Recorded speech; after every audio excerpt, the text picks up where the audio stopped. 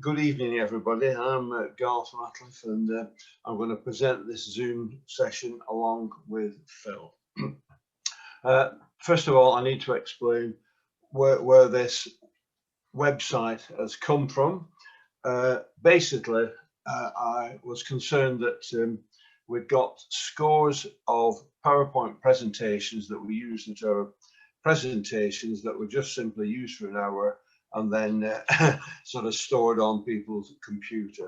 And it seemed quite sensible to create some sort of website to make these presentations available. So that's one reason why this website has been created.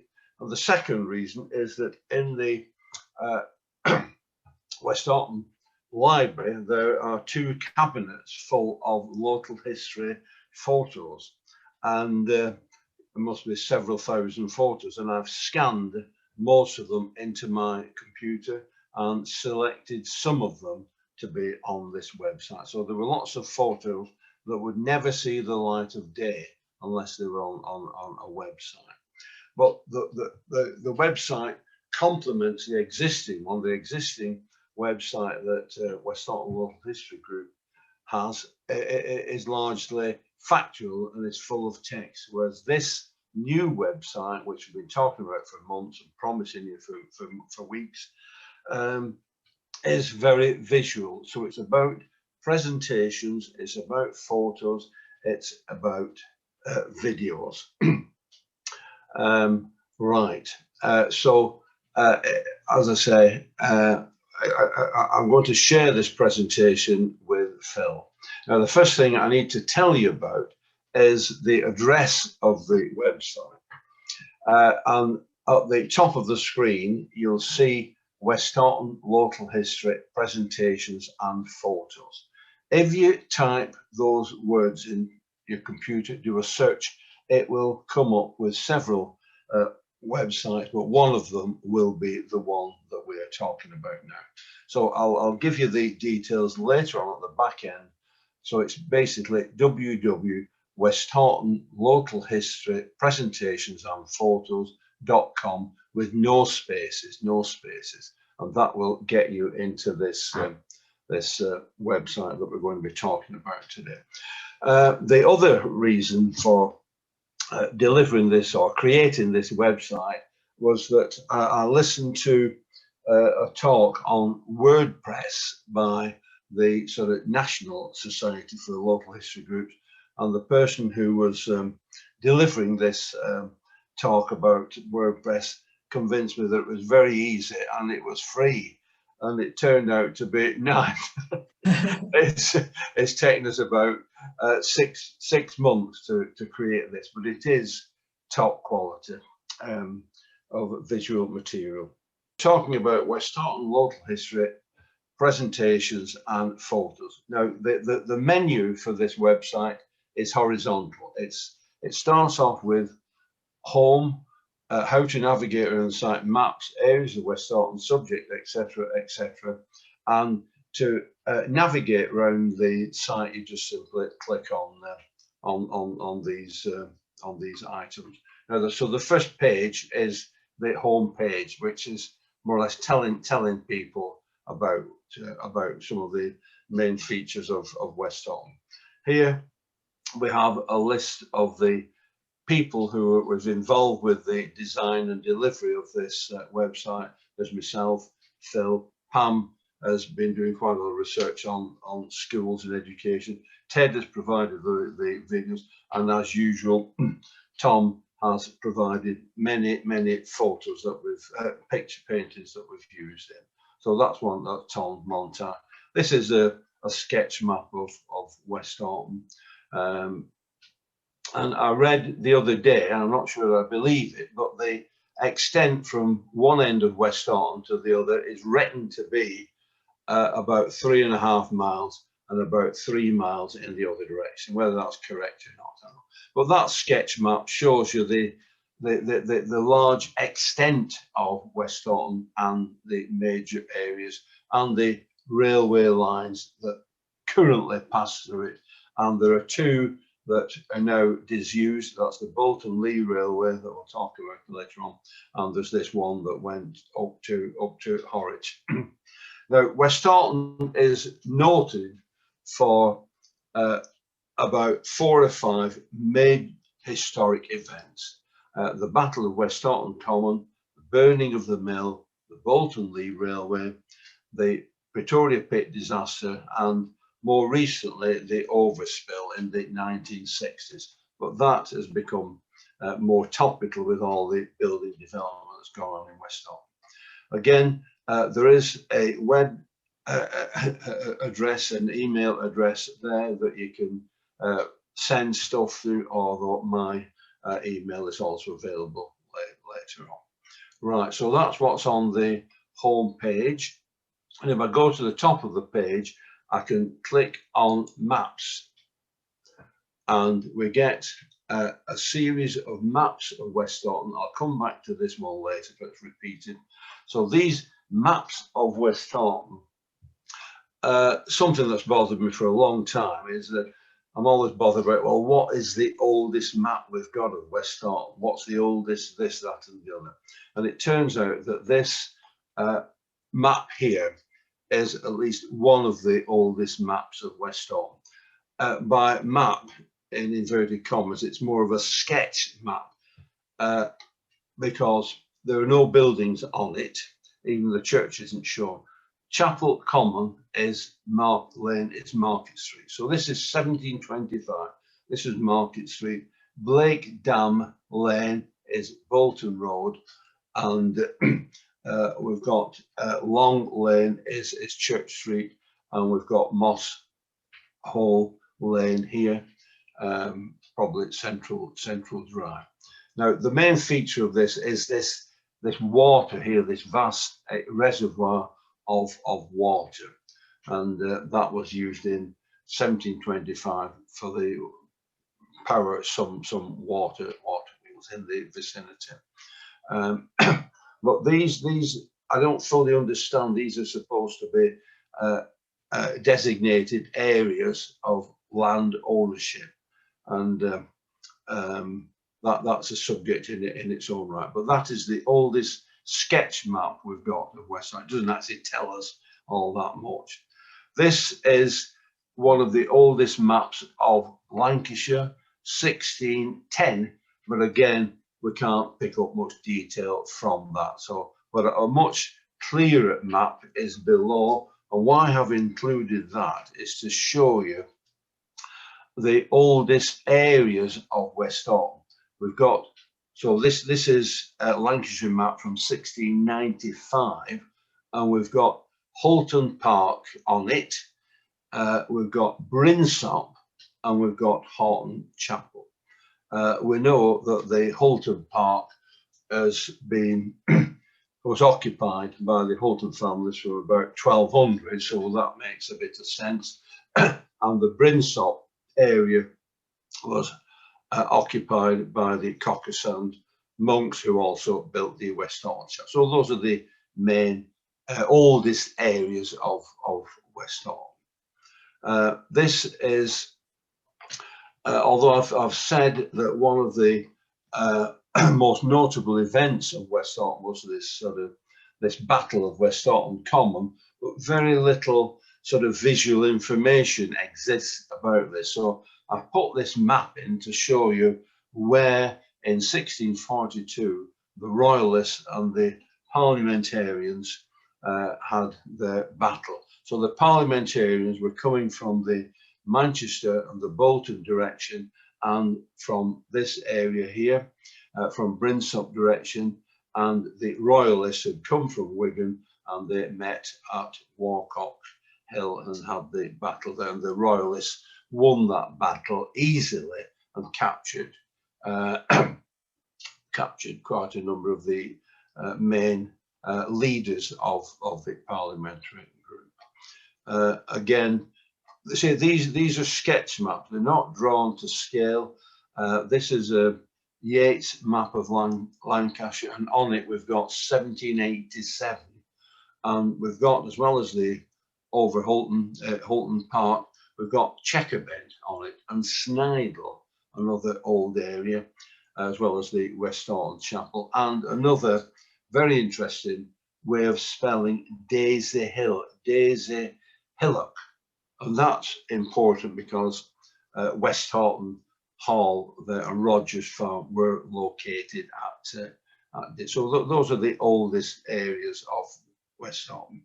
Now this is quite an unusual map, essentially, of Hulton Park in 1862, so that the Bolton, Lee and Lee Railway runs through it, and this was built in 1828, so that makes sense. And down here, I'm assuming that this sort of line here is the Atherton boundary, so that the Pretoria pit will be somewhere there. And you might not be able to see it, but it says something about coal pit there. So that might have been the start of the Pretoria pit. And this is New Brew Road here. So that's quite an interesting map. Now, one that we're probably all more familiar with is this one of West Horton Town Centre, 1908, and it's pretty much all of the features that we associate with Horton are on it. So we've got the White Lions there, the Town Hall, the library there, Glebe Mill, the Bethel was established. So this is Market Street, that's Bolton Road, and the mills there, the mills along Bolton Road were established. But we notice that there's no, so I'm assuming that's Central Drive there, but there's no buildings, no building along Central Drive. Of course, the church was already there, and surprisingly, the cricket ground was there. So the Tillersleys was established. Grove Lane Methodist, and there was a silk mill there as well. Right. So this is repeating the map we've already looked at, because people may well come in to this website from different directions that they don't necessarily follow the route that I'm suggesting. Again, this is more or less a repetition of the Market Street map we've had on before, but in a bigger scale. We can see the Reform Club and the Bowling Green. Market Street again is here, and the White Lion is there. But here we've got a bank. Let's just have a look at the date. This is 1893. So we know that the Town Hall was built in 1904 and the library 1906. So that makes sense, this date. The Glebe Mill actually started off as a silk mill. That's why it's described as a hosiery mill. And I don't know whether they're on it, but there were several other. Let me just, I can't just pick them out. There were several other silk mills in the town centre. We know surprisingly little about the Victoria pub, inn or hotel, whatever it is. Very little information about that. A bit more information about the wheat sheaf. It looks as if the market square was completely open. So there we are. The local board offices, before the town hall was built, the town hall or local board offices were somewhere round here. Police station was on Wigan Road. Again, no cricket ground there. That's 1893. A couple of maps with more detail on. This is Bolton Road, the White Lion again out the corner, Dam's Head Fold. And why we're particularly interested in this map is because at number 31 there was a farm.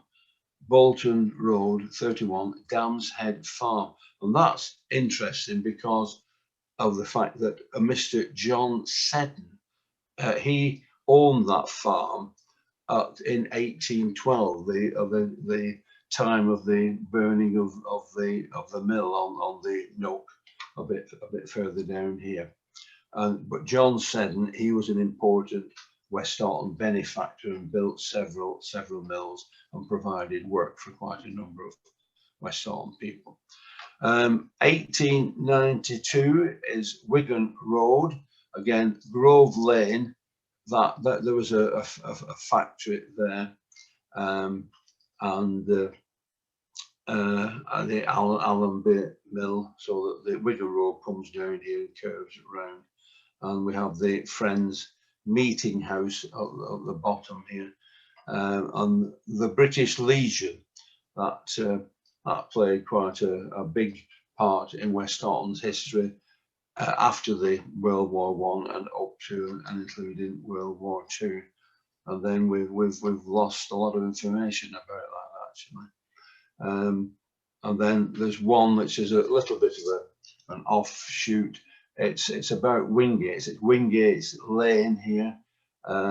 It's not exactly showing the centre of Wingates, but some of you might be of interest now, because recently we have information about development on this Heartless farm down Wingates Lane, and there's been a lot of controversy about this. So this is the map we started with, and this is clearer. This is 1890-93, and it's not particularly giving us any more information than we've already had. It's just in colour. I've just spotted something extra. Higher landed months. You can see that in 1890, Howard Street wasn't built, or at least the houses on Howard Street weren't constructed. At George Street, there was always a road through. So that's Higher Landed Man's Farm. Now these are well, unusual sketches that you might be interested in. It might bring some memories back. It's relating to an era where we all used to do shopping up to the 1950s at the quark shops. They were the main retailers in the town, and it's quite amazing how many quark shops there were in West Orton. So you can look at that at your leisure. This one here is, this map here is quite interesting in conjunction with the next one. It shows that in the 19th century, that's 1800 and odd, there were a lot of sort of what we might call manual industries, a lot of bone works, mill, Albion Mill, collieries, and another colliery, and a rope works here. And oh yeah, these are the two silk mills I was mentioning before. There's the ropery on Wigan Road, and so that it was essentially primarily weaving and coal in that area. But when we go to the later on 1963, a much greater diversification of work and industries has taken place, because of course the last pit closed in West Orton in 1936. So there's no pits on this map.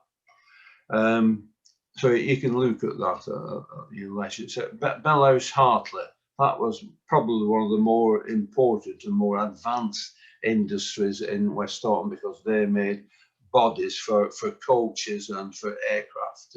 So that was quite a valuable industry. Here we've got a little bit of Wingates and a little bit of White Horse here, showing the Starkey pit. And I can't remember this mineral railway. I didn't realise that it existed. So that's why I was interested in that particular one. No, I'm not going to go through any of these. There are a lot of aerial maps. Now, this is a PDF. This is not a PowerPoint. And to get from one page to the next, you have to use this slider. But we may as well just stop there for a minute. That's one of the aerial views of West Orton we might be interested in. There's Glebe Mill, there's the library, there's the town hall, There's the White Lion. And this is where Aldi is going to appear. And this was the site of the burning of the mill. This is Mill Street here, the site of the burning of the mill in 1812. That's the Reform Club, and that's the Reform Club Bowling Green. So use this slider to go through those pictures. Now I'll go right back to the top and try and remember what I'm supposed to be doing next before Phil does his bit.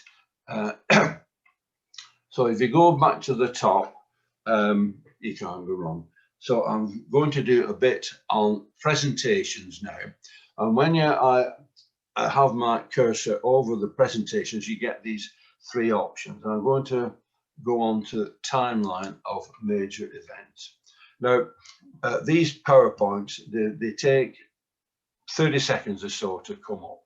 So we've got a list of the major events of West Scotland, and there is the a PowerPoint behind each one. So to access the one, I could click on that, and that should come up with the timeline. I recommend you start with this timeline because this is a summary. Once it starts, I say it takes 30 seconds. This is a summary of what happened in West Scotland over the era. I'm just going to click on it. It'll go to the next page, and so we're going across now.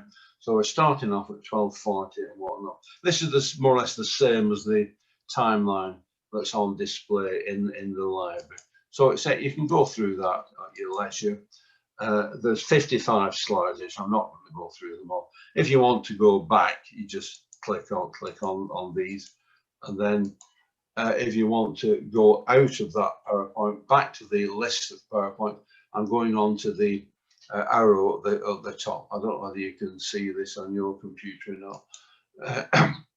So that takes us back to the list, and the next one you can go through is the beginning of West Scotland from ownership by the Cockerstand Mull. I said it takes 30 seconds, so you can just, again, we've only 13 slides on this, just click on them, and you can go through and read it at your leisure and go back, and you'll find that quite visually appealing and entertaining. Now the Battle of West Scotland, comma. Now then, let me just. No, this is not a PowerPoint. This is a PDF document. So to read that, we're now going vertical. So I'm just rolling the wheel on my mouse to go from one page to the next. It's not many pages, so that's not too difficult. You can read it each page as you feel like it. So there are the odd PDF documents, not PowerPoints in it. The burning of the mill by Luddites. Again, this is quite a famous event, and it features quite a number of pictures, paintings that Tom Newton's done. Yes. Now these first shots are from the Helmshire Museum. So yeah, this is sort of Tom's montage of the event. So I won't bother going through that. It's quite a lot. Well, 45 slides, so I won't bother going through that. The Peterloo Massacre, a more recent one, that again is we celebrated the 200 years of that. It's basically talking about why the event occurred and how West Scotland was involved, and the fact that a number of people from Wingate walked to Peterloo in Manchester. Now this one here, the construction of the Bolton Lee Railway, again, there's a fair bit of text on that, but we've also got a PowerPoint on that somewhere on the site. Pretoria Pit disaster, I'm not going to go in that because I've already shown that. The Manchester overspill, this was quite a notorious and famous event that disrupted people's lives considerably in the 50s and 60s. And this tells you, this is quite a useful record of what happened in that period. And it's not all words, there's a lot of visual material in it. Now I'll go back to my main menu by clicking on the left there, go on to presentations. Now, Holton family history.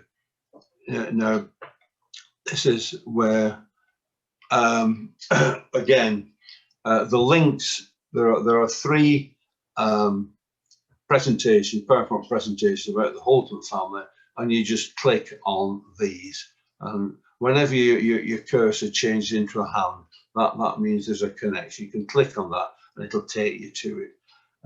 And I think this is where Marta comes in, because she might know more about the Holton family than I do. And these are quite complicated presentations with lots of details of all that sort of stuff, which I couldn't read properly, but maybe somebody else has got the ability to make more sense of it than me. So the Holton family are a major feature of the history of West Scotland, so that's why we have presentations to that. Now, the final type of presentation are these general topics. Again, I'm not going to go through them. So these are Tom's watercolour paintings. We've already had the West Scotland Town Trail and the development of Market Street. And this one is Lois Back. Maybe I'll just have a look at that to introduce you to that. Now, Lois Bassnett was a teacher at West Scotland High School, and she was one of the leading lights who started off doing research into the local history of West Scotland. So this is all interesting stuff and different from what other presentations that we've had. Now, the last thing I want to say about presentations is that in these subjects, there are embedded other presentations as well. So that's not the end. There's about 20 odd presentations in total on this site, but they're not all what are on the list that I've shown you. Some of them are embedded. I might just show you one and hope I don't steal too much of Phil's thunder. That said the gunworks there. This is factories in West Scotland. There's a presentation about the gunworks. If I click on that, a presentation would come up. There's another somewhere. Again, a presentation about the textile mills of West Scotland, that will come up. So it's very, very visual, as you can see. And I think I can hand over to Phil now. Okay, well, let's pick up from there then and look at the other parts of this site. Now, Garth's highlighted some of the pieces on the left. I'll just highlight this one, how to navigate around the site. So if you've just come in, this is the home page, but if you're not sure how to navigate to other places, on that, and this is a bit about how to find how to use these menus at the top, what happens with them. Some of them drop down and give you other things. This is a bit about how to use the PowerPoint presentation. So as Garth was showing you presentations there, if you find something that's underlined, it'll take you to something else. And some of those are PowerPoint. As you saw, if you wait, the first thing that happens is a P appears in the middle of the screen, and then 20, 30 seconds later, the actual presentation appears. So this just tells you how to do that. And we've taken the opportunity just to invite you to contribute your own photographs as well. There's a little bit of information there. Now, that menu at the top is a very useful thing, and it's a bit of a pain on some of the long pages to go scrolling all the way back. So they've done a very clever thing here. They've put this little arrow at the top. You click on that, get to the top again. And that's from any page. Wherever you see that little arrow, it just jumps you back to this menu up here. Now, the main focus of photographs and other information is these two topic areas and the subjects. Because if you think about it, if you're looking for information about St John's Church at Wingate, it might be that you think of it something in Wingate, so you look at Wingate to see what it says there. Or it might be that you think about churches. How can I find out about churches in West Halton? And therefore, that particular one. So we've got two ways of navigating to information, which hopefully will give you something of what you want. It might give you a bit more of a clue as to what you're looking for. Or you might find old photographs you didn't know existed. So if you simply, there are two levels you can use this. You can either hover over the top one, or you can go down to the next one. So that list that you see there only appears when you hover over the top one. Now, if you just simply click on the top one, it takes you to a page which, in this case, is simply the areas. It doesn't go any further. There might be other ways of using that to navigate. But if you hover over the top one and go to a particular place, like, for example, Wingate, then you're in the Wingate page. There's a bit of information there about the area in general. It mentions Tom Newton because he was born and brought up there. And then you see quite a lot of photographs and one or two paintings of Wingate and important things around it, like Edward Ralph's, one of our eminent figures. And this is the church, so Wingate's Independent Methodist Chapel, and so on. So there's paintings popping up. So this is an example of what you see if you look at one of the area pages. We've got a collection of pictures, and this whole site has been predicated on having a place to display the photographs we've got. We've got these vast folders full of photographs about all sorts of things. We really want a way to communicate those out to the public. So the starting point is to give a wealth of photographs in as organised a way as we can, although it's I mean, we're putting them on in the best sense we can, but it may be that people with more expert knowledge can say, well, actually, this goes with that, in that order. And that's something we'd like to build up as we go. Now, Wingate's, of course, has an extra special feature. So in some of these pages, you see there's a big banner headline and an extra feature. So in this case, we've got the world famous Wingate's band, in their lovely blue uniform. And there are some little bits and pieces there. The blue plaque on Wingate Square, the band in one of its old days, the band winning competition. Now, there's a wealth of information about the band, of course, and you can't get everything in there, but the aim is to try and show as many aspects of that area as we possibly can. So I'll just jump back up. Go to that area list again. If you go into this section of it, if it's running out of page, you know, if it's overspilling the bottom of the page, you can just scroll your wheel and the whole page rolls down a bit so you can get to the bottom. It's arranged in the order of starting from the north and going from the west to the east. So Wingate, Foregate, Whitehorse, Checkerbent, over Holden, going along the north end of it. Then the radial roads, so I'll go into that one in a moment. And that's Bolton Road and so on. Then there's a bit about the central area around Market Street. And then finally we come to the southern side, Daisy Hill and Harp Common.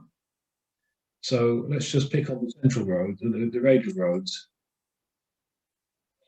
These 5 roads, as you sort of go around the clock, you know, the one nearest the north is Bolton Road, and then you swing round to the east, Park Road, and so on. And there we go, we've got Bolton Road, and for some reason, Bolton Road seemed to have a preponderance of vehicle crashes and bus crashes and things. We seem to have a load of photographs of accidents. I don't know whether it was a very dangerous place to live, but certainly adds a bit of interest to our research. And there's Perseverance Mill, and so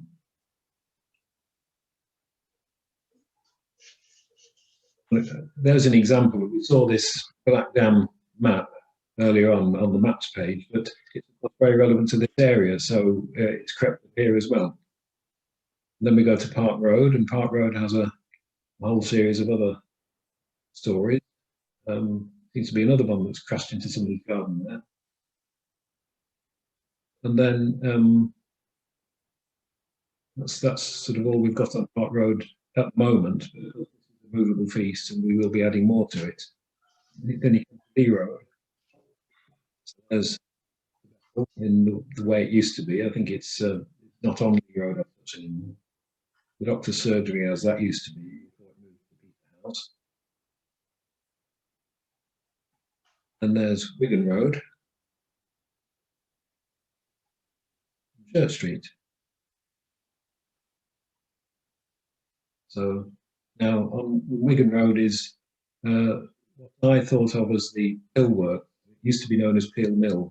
It was a mill originally, but it became Wigglesworth Pill Works.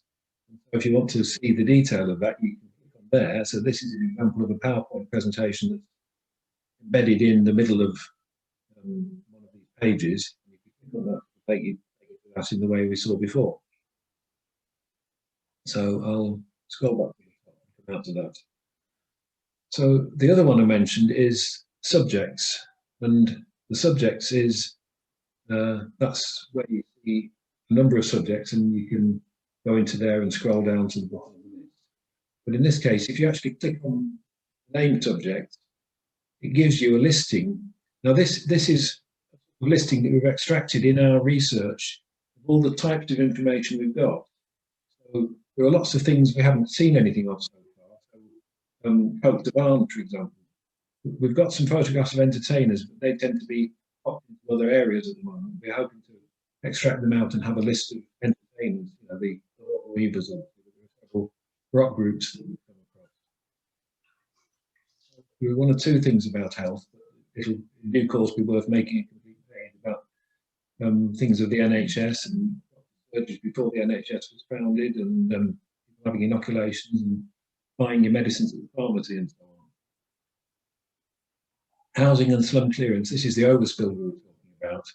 We haven't at the moment created a page about it. There are a couple of presentations which you can find through the presentations link. But in due course, I think we'll find a lot of photographs which will fit very nicely onto a page here. Some of it's about the overspill and building new houses, but some of it's also about slum clearance and old houses that are not really suitable anymore as time went on. I mean, there are lots of categories here where we can go into more detail. The ones that are underlined take you to a page. So the church page or the coal mining page as well. Excuse me. Ones that aren't underlined haven't got the page set up yet, but the intention is that in the course of time they will do. So let's just pop back to there and open up one or two of these. So there's churches, for example. So here we've got a little map of the centre of West Horton, and the key churches, the most sort of interesting historic churches, are shown in their correct positions on the map. We've tried to set this up so that you see some text information describing what's in the picture. So that in this case, there's just one picture of each church at the moment, but you can open up one or two more presentations in certain ones. So there's one more about the parish church of Bartholomew's. And there's St John's at Woodgate, St James at Daisy Hill, and so on. We'll go through them. Well, this has been set up just to give you a high-level view, and if there's any expansion required, then you have to get through these links. So that this page is targeted on giving you the broad picture.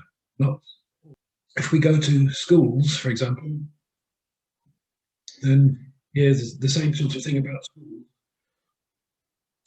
If we pick one of them, for example, one of the older ones is the parochial school, and there is quite a lot of detail about the sequence of history of parochial school. So earliest building in 1739, then a new building in School Street on 1860, and then 1876, and finally in 2009, very recently, it changed its name to St Bartholomew's. And so that's an example of the way we'd like to see the school information being delivered. Drawings of the building, the old building. We haven't got the new one in here at the moment. We've got some examples of photographs. And when I set this presentation up and sent the invitations out, I just wanted a picture to highlight and, you know, to give an example of what we're talking about. So I just picked completely at random a photograph. I happened to find a class photograph from Poorgate. Within certainly less than a day, a lady wrote in and said, "Oh, I'm in that photograph." And then she said, "I wonder who so-and-so is." And then the gentleman who she was referring to said, "Yes, that's me on the back row." So immediately we've hit the bullseye. We've managed to put some photographs in which people relate to. I think that's what we're hoping will happen. You see a photograph and you see the year, and you say, "Well, I'm in there, and I can name the following people," and it all sort of builds up. In some cases, we might not know the year, but you can say, "Well, that was 1972 or something," and it goes on from there. So we've got one or two where we've got more detail, but several of them need quite a lot of work to get all the photographs in there.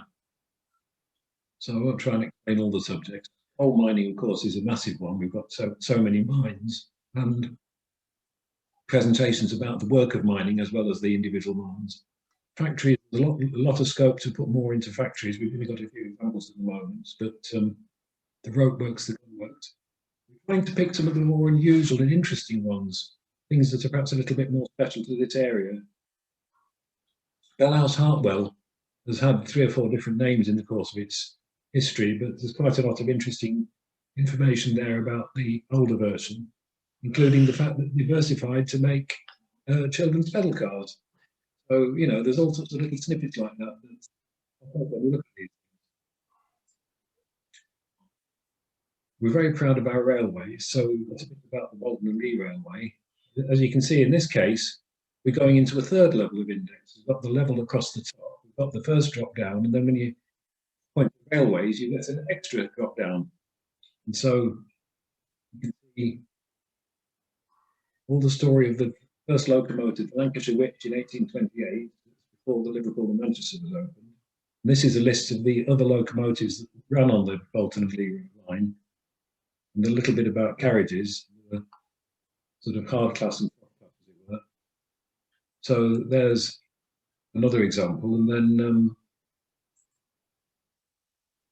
I think the 3rd one, which is railways in Checkerbent. Now, of course, this is an overlap between a subject and an area, but it's interesting because it tells the story of the original route of the track, level crossing, the cottage with the blue plaque on, and then that was rerouted to the west of that, and we went under the road by then, and that caused this Checkerbent bank, this very steep gradient at 1 in 30, which trains had to struggle up.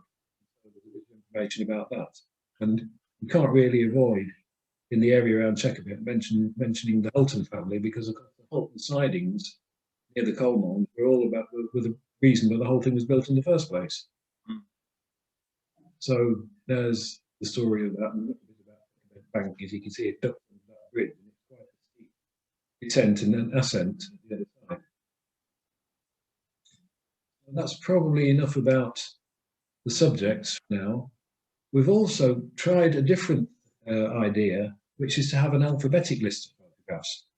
So, for example, titles beginning with A. So this is just the name on the photograph, and we've put all the A's in one page and all the B's in a second page, and so on, in the hope that it might help you to find something.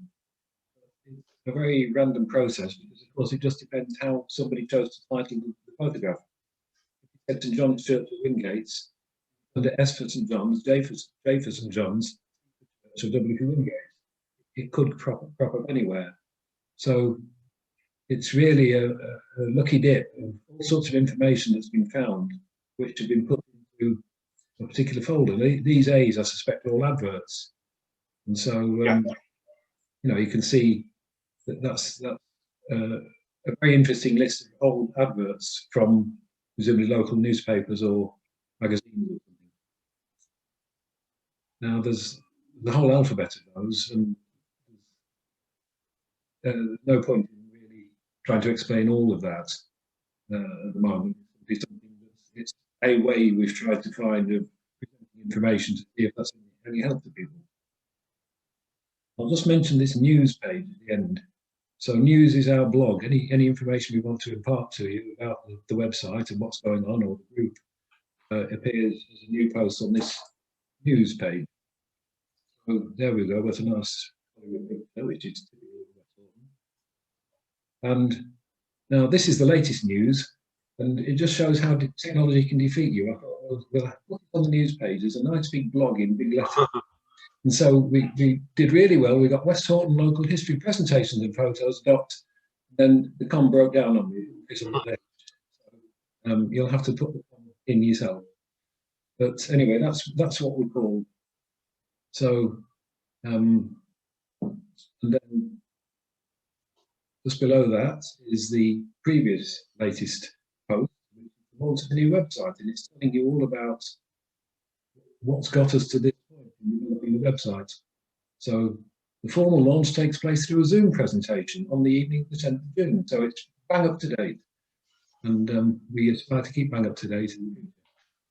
Of course, you know, that's really just giving you a flavour of what we're about. So that's a way of giving you new information about what's happened on the website. So as we get new pages in, we might put a little post on here to say we've now got the entertainers page running and so on. Now, onto the second row. Garth has shown you the presentation section, but there's two other sections which are related to videos. So the first one is, well, where are we now? We're in a Zoom talk on the second Thursday. So this is where you find, if you want to look up a replay of any of these Zoom talks, and they're of course about an hour long, then here they are. So there's last month, the May one, Bill Usher's painting. Now, these pictures just pop up when you put them onto YouTube, which is where they're sitting. These pictures pop up, it selects them for you. Now that's actually one of a very interesting painting, one that's not typical of what Bill normally does. Most of Bill's paintings are scenes of street scenes or building scenes in West Orton. One of the few that isn't. But we might get round to changing that at some point. But anyway, it's an example of his work. Town trail, and what would be better to advertise that than the town hall. And then we go back, so that was April, this was March, London disaster, February, the crime city, and then the workhouse children in January. And of course, the very first of these talks was the Victoria Pit disaster, 21st of December, in this case 2020, but going back to the original event in 1910. So there we are. That's and some of the pages, if it's a bit long, we've got the back homepage link there, which takes you back here. So if you want to review any of the second Thursday talks, these Zoom presentations, which happen one a month until the world lets us meet again in the flesh, and so that's where you find those. And there's one more section, which is the historic moments of videos. And we thank our member Ted very much for all these videos. So here we are. These are a few key moments. So the Victoria Memorial Service, the Victoria Pit disaster on the 21st of December. The cotton industry, early years, talking about how cotton spinning was done and how the industry worked. We had a reenactment of burning of West Horton Mill on the on the Nook, just diagonally opposite the White Horse, and so that was there, and it ended with burning down the mill. And so these are the actors from I think it's the Underglow Theatre and the Sacred Heart School who contributed that very interesting performance, which we really enjoyed. And it ends with Tom Newton setting it on fire and shaking his fist. Then this is a lady who was working in the Victoria Cotton Mill, spoke about her life. And I'm sorry, again, YouTube randomly picked this photograph, which is probably not the ideal one to represent. But anyway, we'll see if we can change that. But there's Ted talking to somebody at the bicentenary of the Luddites. And then round about that time, the group was very active when they had a Victorian fair. So this was down at the market, and there were lots of other little bits of performance and entertainment that went with it.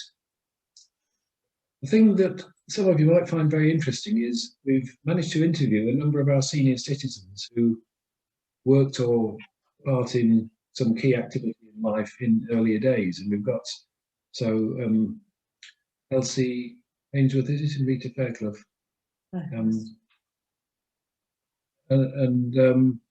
They were talking about their life in the cotton mills in West Horton. And then here's a gentleman, Ken Hill, who was an RAF pilot in the Second World War. And we've got another couple, Terry Riley and Desmond Holden. And they've got some very interesting talks and their aspects of life and things from their early days that you can so easily lose. And we've managed to catch these, and we hope to find a few more that we've got videos of. So that's really the range of things that we can do with this website. Over the course of time, of course, we want to build it up. And the thing that will make it useful is if we've got not just the photographs, but other information about the photographs. Or an article which describes how something happened, and the photographs and the drawings and paintings add detail to the article. So I think these two areas, the areas and the subjects, will grow over time, and other things will creep into them as we find them. And what we're hoping, of course, is that you, the audience, and other people who come onto this website to have a look at it, will spot things and be able to, as well as a bit of information there that you haven't used, which we know about, or we might have photographs themselves that we want to contribute. So we're very much open to building this up and adding more information. So please do make contact with us and see, how we can build it all up. I suppose there's one other request in the same vein.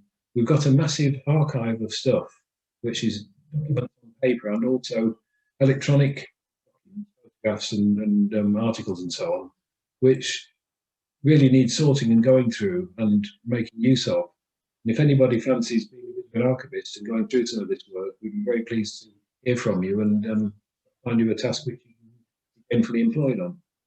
So please do make contact if you're interested in helping with the archiving.